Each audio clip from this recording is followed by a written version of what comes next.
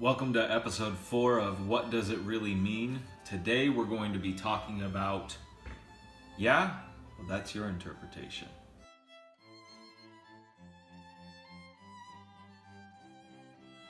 We may have heard this said even when talking to other Christians or fellow believers, but often from the secular world.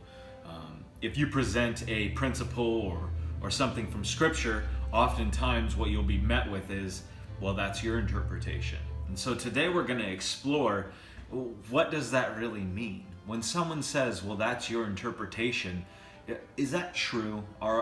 Do we have nothing to stand on? Is it just a subjective collection of thoughts that we have been fed? How do we figure out if what we're believing is just our interpretation? In Scripture, we are given the formula that we must use to establish facts. So, in order to avoid just believing our own interpretations or just offering the world our interpretations of text, we actually have a formula to follow. And the formula is found in 2 Corinthians chapter 13 in verse 1. This is the third time I am coming to you.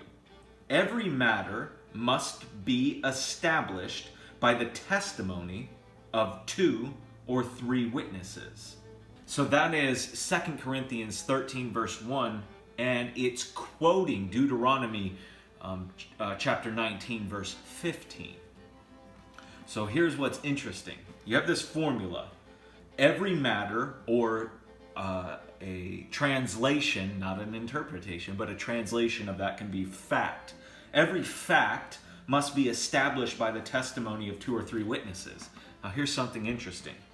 That's 2 Corinthians 13:1. It's quoting Deuteronomy 19:15. 2 Corinthians is the New Testament. Deuteronomy is the Old Testament, or the New Covenant and the First Covenant, right? And so, what is that? That's 4 witnesses. Old, New, Deuteronomy, 2 Corinthians. That's 4 witnesses. But it's also found in Matthew 18:16 and other places. So we can establish that this formula that we are given to determine whether something is a fact or not is a correct formula based on the formula itself. So you can apply the formula to the formula. That's using math to show your work. Let's get into, well, that's your interpretation, and how we use the formula to show, no, that is an established fact. A good one, I think, is the Scriptures place love as the highest principle. And someone could say, well, that's your interpretation. I say the Scriptures clearly state that love is the highest principle. That's your interpretation. Okay, is it my interpretation, or is that what the Scriptures do? So I could read 1 Peter 4:8. Above all, maintain constant love for one another, since love covers a multitude of sins. That's 1 Peter 4:8, saying that above all, which is a self-defining statement, above all, meaning nothing's above it, right? Above everything, maintain constant love for one another. That's 1 Peter 4:8, and it's a partial quote of Proverbs 10:12. So it's 2 witnesses. We also have 1 John 4:8, the one who does not love does not know God, because God is love. That's a second witness to 1 Peter 4:8 that is partially quoting Proverbs 10:12. That's 3 witnesses. Matthew 22, verses 37 through 40. He said to him, love the Lord your God with all your heart, with all your soul, and with all your mind.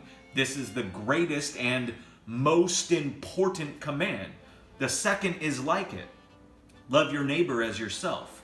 All the law and the prophets depend on these 2 commands. And that's partially quoting Deuteronomy 6:5. So you have all these witnesses saying that love is the greatest principle. It fulfills the law and the prophets. It's the greatest command. God is love. That's not an interpretation. That's an established fact. Now here is where you can nuance Scripture or twist Scripture to give an interpretation. You could say, not that God is love, but that love is God, right? And you could say the Scriptures say that love is actually God. So when you're loving, you're manifesting God. That is God. That would be an interpretation. There's no witnesses to support that, and it goes against the reading of the text. It would be very difficult if we interchanged God being love versus love being God. God, your love as yourself. All the law and the prophets depend on these two commands. Well, we can see that that's a twist of Scripture. The Scripture isn't saying love and God are interchangeable, which is what the statement love is God would mean. It's not an interchangeable title. That's how you get an interpretation. An interpretation is an isolated twisting of a Scripture that doesn't have any witnesses. So, it's pretty easy using the formula. If you're ever accused of just having your interpretation, the only thing you're required to do is establish the fact. Give 2 or 3 witnesses.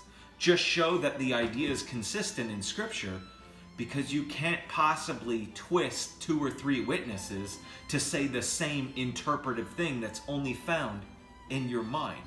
It is either in the text as an established fact, or it is not.